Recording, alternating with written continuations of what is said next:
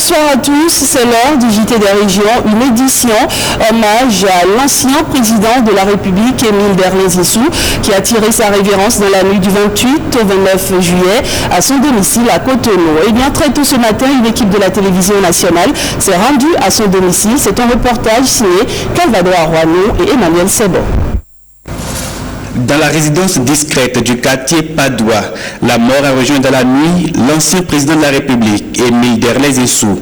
Et ce matin au réveil, c'est le calme plat autour du domicile. À l'intérieur, quelques proches encore sous le choc qui admettent difficilement la présence de notre caméra. Quelques rares personnes, à l'époque acteurs politiques du même bord, passent apporter un soutien moral et en profitent pour livrer quelques témoignages. Vous connaissez le passé, ce qui s'est passé vers la fin de son gouvernement et vers la fin de sa vie politique. Nous étions fortement impliqués dans sa vie politique et nous avons subi les affres des ennuis qu'il a connus. Nous aussi. Nous l'avons admiré tout le long de sa vie pour sa grandeur d'âme, pour sa connaissance, pour sa haute intelligence et pour le travail qu'il a fait pour la nation, pour son pays, qu'il a aimé de tout son cœur, de toute sa force. J'étais vraiment enfant quand il y avait de l'agitation dans le quartier et malheureusement c'était un souvenir de coup d'État. On entendait ici même les armes. Vous voyez, on voyait des militaires passer devant ici et c'était assez impressionnant enfin quoi. Donc c'est vraiment un souvenir qui est inoubliable pour moi. Aucune information officielle n'est donnée et aucun membre de la famille ne veut se prononcer sur les circonstances de son décès. Dans l'extrait sonore qui va suivre, vous entendrez la voix de son frère René Zissou. C'est gentil, mais pour l'instant, on n'a rien à dire. L'État, tant que l'État ne s'est pas manifesté, nous on ne parle pas dans les radios. Né le 23 mars 1918 à Ouida, Émile Derlès-Issou a fait ses études à l'école normale William Ponty au Sénégal avant d'être diplômé de la faculté de médecine de Dakar. Au début des années 1950, il entre en politique. Le 17 juillet 1968, il fut propulsé au pouvoir par un régime militaire. En décembre 1969, il a été renversé par un putsch. Il est un des principaux opposants au régime du parti unique imposé par le président Mathieu Kérékou de 1974 à 1990. Le 16 janvier 1977, une tentative de coup d'État menée par un groupe de mercenaires dirigé par Bob Denard a lieu au Bénin. Plusieurs accusations sont lancées contre Émile Derlès-Issou par le pouvoir en place. On peut le dire, il avait presque bouclé un siècle de vie. Et on le rappelle, il a été président de la République du Bénin. Mais qui était-il vraiment? C'est un portrait signé Alain de Souleveau. Je suis plus connu comme un politique que comme médecin, c'est vrai. Parce que bon, étant politique, on le connaît plus facilement. Le président Émile Derlès-Issou est incontestablement l'une des figures de proue de la politique béninoise. Né le 23 mars 1918 à Ouida, d'un père instituteur, Émile Derlès-Issou a fait ses études à l'école normale William Ponty au Sénégal, avant d'entrer dans la faculté de médecine à Dakar où il obtient son doctorat. Le jeune médecin a exercé pendant plusieurs années en Côte d'Ivoire et au Dahomey. Il entre en politique au début des années 50. Membre du syndicat des médecins et pharmaciens africains de l'AOF, Émile Derlès-Issou, alors conseil de l'Union française, conduit sans succès la liste de l'Union progressiste dahoméenne aux élections législatives du 17 juin 1951. Élu l'année suivante au Conseil général du Dahomey, il accède ensuite à la vice-présidence de l'Assemblée de l'Union française. Candidat des indépendants d'outre-mer aux élections du 19 juin 1955 pour le Conseil de la République, il est élu sénateur du Dahomey sous la 4e République, mandat qu'il exerça jusqu'au 15 juillet 1959. À son arrivée à la Haute Assemblée, Émile Derlès-Issou se voit désigné aux fonctions du secrétaire général du groupe parlementaire des indépendants d'outre-mer qui fusionne en 1956 avec le Rassemblement démocratique africain. En effet, les questions d'outre-mer retiennent principalement son attention. Ainsi, le 8 novembre 1955, il propose un amendement au projet de loi relatif au renouvellement de l'Assemblée nationale afin d'étendre le collège unique à l'Assemblée des territoires. Au Bénin, il fut très actif dès l'indépendance du Dahomey le 1er août 1960. Et déjà, en 1963, il fut nommé ministre des Affaires étrangères. Ensuite, à la faveur d'un coup d'État commandité et exécuté par les militaires, dont il n'était nullement mêlé, le docteur Émile Derlin Zissou devient président du Dahomey le 17 juillet 1968. Il est renversé 17 mois plus tard par un putsch en décembre 1969 et devient l'un des principaux opposants au régime du général Mathieu Kérékou de 1974 à 1990. Le 16 janvier 1977, une tentative de coup d'État dirigée par le mercenaire français Gilbert Bourgeot, alias Bob Denard, échoue. Émile Derlin Zissou a été accusé d'être mêlé à l'opération qui visait à renverser le régime marxiste-léniniste de Mathieu Kérékou. Émile Derlin Zissou a toujours nié toute participation à cette opération. Après la conférence nationale des forces vives de la nation de février 1990, à laquelle il a participé activement, Émile Derlin Zissou a été avec les présidents Hubert Koutoukoumaga, Justin Tomiti Aromanegbe et Kongaku Taïrou, membres du Haut Conseil de la République ACR, fondé le 9 mars 1990 et présidé par Monseigneur Isidore de Souza. Il a été aussi, après avoir participé à la fondation de l'Union africaine, UA, a nommé le 12 juillet 2000 vice-président du Haut Conseil de la francophonie. Et comme vous le savez, Émile Derlin Zissou fait partie des acteurs qui ont lutté pour l'indépendance du Dahomey aujourd'hui. Bénin, le pays n'a certes pas accédé à la souveraineté suite à une lutte armée, mais sachez-le, cela n'enlève rien à la valeur de l'événement. Suivez. Je ne suis pas de ceux qui pensent que l'indépendance octroyée est une sous-indépendance et que tant que le sang n'a pas coulé, qu'on n'a pas des millions de morts, que l'indépendance ne vaut rien. Ça, cette espèce de romantisme tragique, je ne le partage pas. L'indépendance, c'est l'indépendance. Si on peut l'avoir sans effusion de sang, pourquoi pas? Parce qu'il y a beaucoup de gens qui disent l'indépendance octroyée, on ne s'est pas battu, Et alors, ça n'empêche pas que ce soit l'indépendance. C'est à nous à donner à cette indépendance un vrai contenu, à l'assumer avec dignité et efficacité. Le fait de se battre n'est pas une nécessité absolue. Par conséquent, oui, si on se bat, ça forge peut-être un peu plus la conscience nationale. Mais enfin, il y a des gens qui se sont battus pendant 10 ans de façon héroïque et qui aujourd'hui ont plein de problèmes. Regardez l'Algérie, que l'indépendance obtenue entre Ben Bella et les autres, on s'arrête, on se met en prison, des gens qui se sont battus ensemble. Aujourd'hui, le FLN est en conflit avec je ne sais pas quoi. Alors, c'est donc le fait de se battre n'est pas une panacée, ça ne règle pas tous les problèmes. Et la nouvelle du décès de l'ancien président de la République, Émile Derlin Zissou, est parvenue à l'ancien président Nicéphore Soglo. Ce sont des moments de grande tristesse, confie-t-il à notre reporter, à notre envoyé spécial Emmanuel Sebon.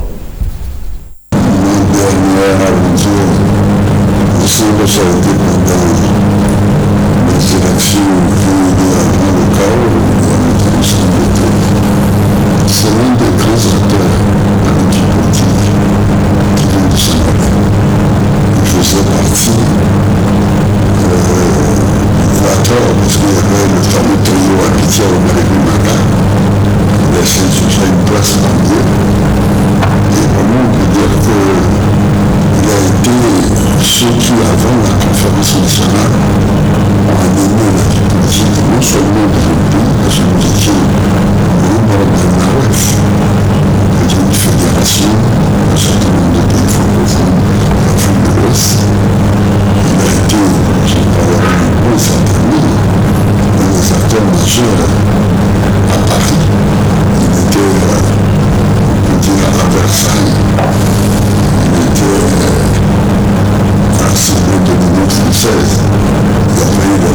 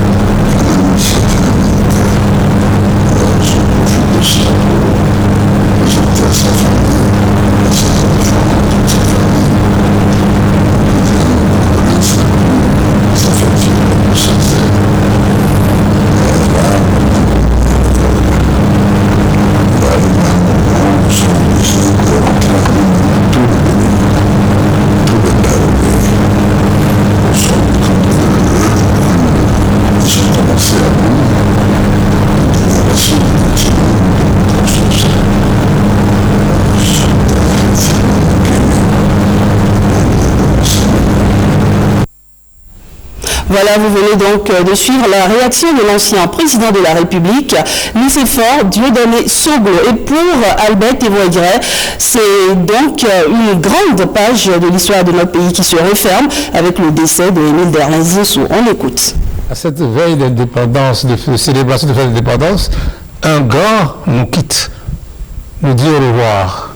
Le président Émile Derlin Zissou, l'un des acteurs principaux de cette indépendance.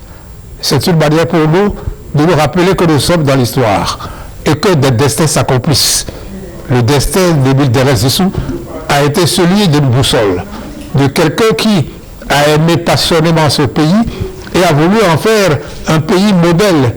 Quand on parle de quartier latin de l'Afrique, parmi les gens qu'on cite, il y a Émile Derlin Zissou, une intelligence rare. Je dis bien une intelligence rare. J'ai un témoignage.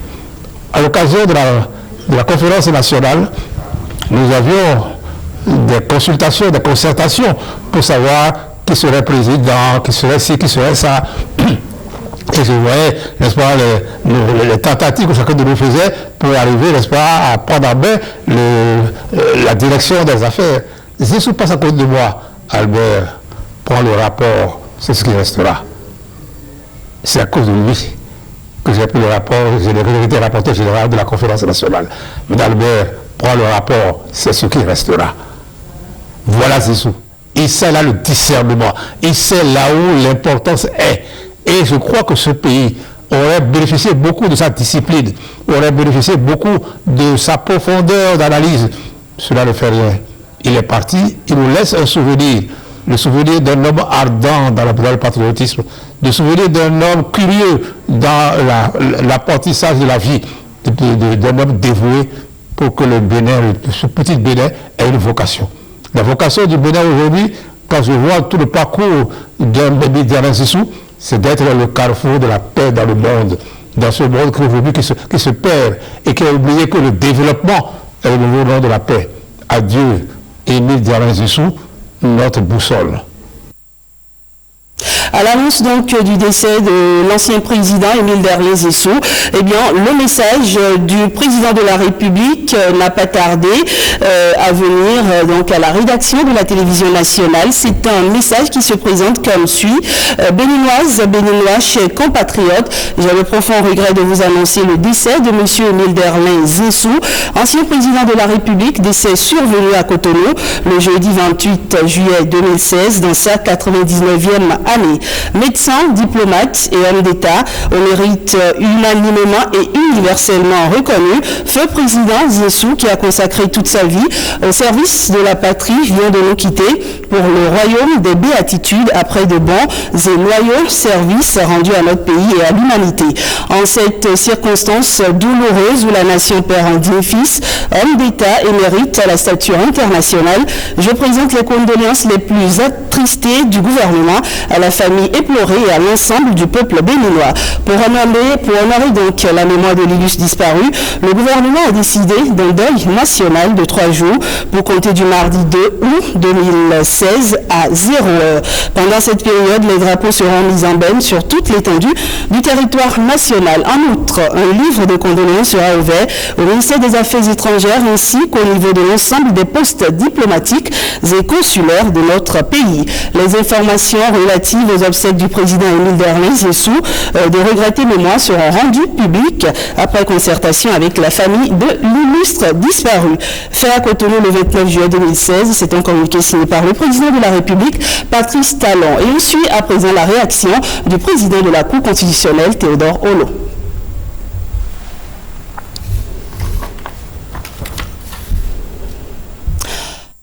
Je voudrais souhaiter que l'âme du président Zissou repose en paix là où il est maintenant. J'ai été très affligé par cette nouvelle parce que c'est la mémoire d'une vie politique de notre pays qui vient de disparaître. Et je me sens très proche du président Émile Derlin Zissou que j'ai le plaisir de côtoyer pendant plus d'une année en tant que membre du Haut Conseil de la République. Et j'ai beaucoup appris avec lui. Et son humilité et son amitié m'honorent dans la mesure où il a souhaité créer la convivialité entre nous. J'avais l'habitude, compte tenu de la fonction qui a été les siennes, de son statut, de le vouvoyer. Il me dit, Théo, si tu me vois encore, je ne te parle plus. Il faut me tutoyer. C'est comme ça que j'ai pris l'habitude de tutoyer le président Zissou. Et chaque année, mon épouse et moi, nous faisons le plaisir d'aller nous présenter les vœux. Et pour la fête des pères, nous envoyons chaque fois un bouquet de fleurs. Ça avait beaucoup d'émotions qui me disaient, il y a à peine 2 ans, que je ne serais plus là, continuer à envoyer ce bouquet de fleurs parce que cela me fait beaucoup plaisir. Par conséquent, on peut dire que c'est une grande perte pour la République. Et vous savez que quand la nation était en crise, il n'hésitait pas à apporter sa contribution. Au-delà des institutions qui sont chargées de créer les conditions d'une démocratie apaisée, la sagesse des anciens était utile. Et je pense que la mission de nos anciens présidents serait aussi de continuer à aller dans ce sens, au-delà de ce qui est prévu par les institutions en tenant compte de nos traditions. Je me souviens que le président Zissou affirmait qu'il ne sera jamais le président d'une république à genoux. Et il a décidé de ne plus faire de la mendicité, de ne plus faire de l'assistanat pour régler les problèmes de la nation. Il pensait qu'il était utile que par nos premiers efforts, nous contribuons à vivre décemment. Il est vrai, il a pris des mesures impopulaires, mais pour réduire le train de vie et ne pas être dépendant de l'aide internationale. Et pour qui connaît le président Zissou à l'époque, beaucoup appréciaient la qualité de ses discours. J'étais déjà étudiant quand lui était chef de l'État et je me plaisais à lui rappeler ses discours.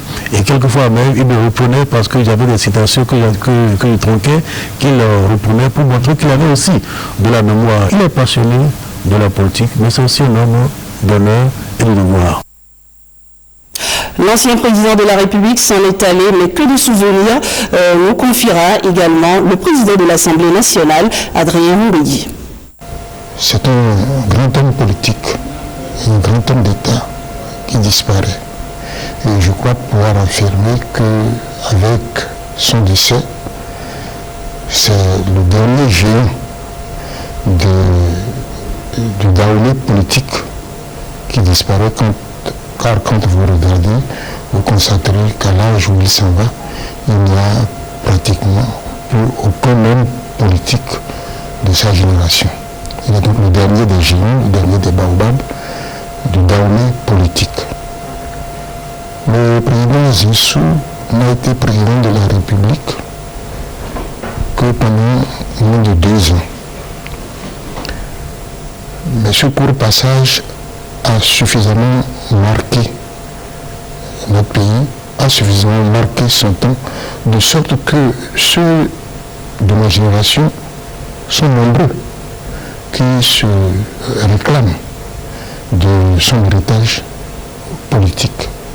C'était un grand combattant, un grand lutteur politique, et je crois que le Bénin de la démocratie doit beaucoup au combat qu'il a mené, au sacrifice qu'il a consenti, car il n'était pas aisé à cette époque-là de lutter contre le PRPB, c'est-à-dire un régime marxiste-léniniste, militaire de surcroît, dans un contexte de guerre froide, où notre pays était évidemment tiraillé par cette opposition entre le monde occidental et le monde marxiste-léniniste. Et il a mené ce combat, il a fait ce combat, avec bien sûr les aléas que cela comporte, et nous pouvons dire que notre démocratie aujourd'hui est aussi en grande partie le fruit du combat qu'il a mené. Nous nous inclinons donc devant sa mémoire. Je présenterai tout à l'heure mes condoléances à son frère René Darlin Zissou. J'ai déjà appelé ses enfants et donc j'aurai leur présenter mes condoléances. Et je pense que le peuple béninois tout entier s'associera à ces condoléances et partagera la tristesse que nous éprouvons de le voir disparaître. Mais c'est la vie qui est ici, et par conséquent je voudrais profiter de l'occasion que vous m'offrez pour exhorter les Béninois au courage, pour les exhorter à continuer le combat pour la démocratie et pour le développement. Et donc on a souhaité bonne fête, que la 56e année de notre indépendance soit une année de prospérité et de paix pour notre pays. La ville de Parakou est également frappée par ce deuil national, la disparition de l'ancien président Émile Derlin Zinsou. Eh bien, voici quelques témoignages de personnalités rencontrées dans la ville.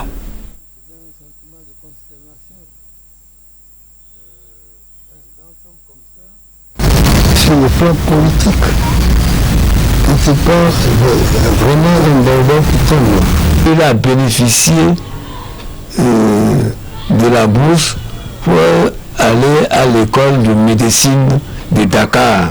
Donc elle est sortie médecin africain. C'est en temps qu'il a été affecté à Niki pour remplacer le blanc qui était, c'était au niveau des sous-préfectures, dans la préfecture des sous-préfectures, le service stratégique était gardé par les blancs. Donc à Niki, c'était un blanc qui était médecin chef là. Et c'est celui qui est parti le remplacer.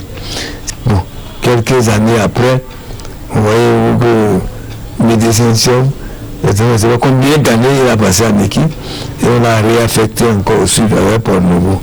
Pour moi qui l'ai connu, c'est le premier modèle. Nous, Daoulé, là, devenus béninois, nous n'aimons pas ce qui peut nous avancer, nous faire avancer. On n'aime pas ça. Les Béninois n'aiment pas payer l'impôt. Les Béninois aiment tricher. C'est ceux qui a dit de payer impôt. Femmes, hommes, ils devaient payer impôt. Ça fait que ces confrères du Sud m'ont surnommé Zinsou Takwe. Zinsou Takwe. C'est Zinsou qui dit de payer l'impôt de sa tête, non? Takwe, Zinsou. Si nous, intellectuels, on avait compris, on a sensibilisé nos parents. On ne trichait pas. Aujourd'hui, on ne serait pas en train de tomber dans ces rebuts-là. Diogo rend également hommage à l'ancien disparu. Ce sont des propos recueillis par Emreda Pinsoton.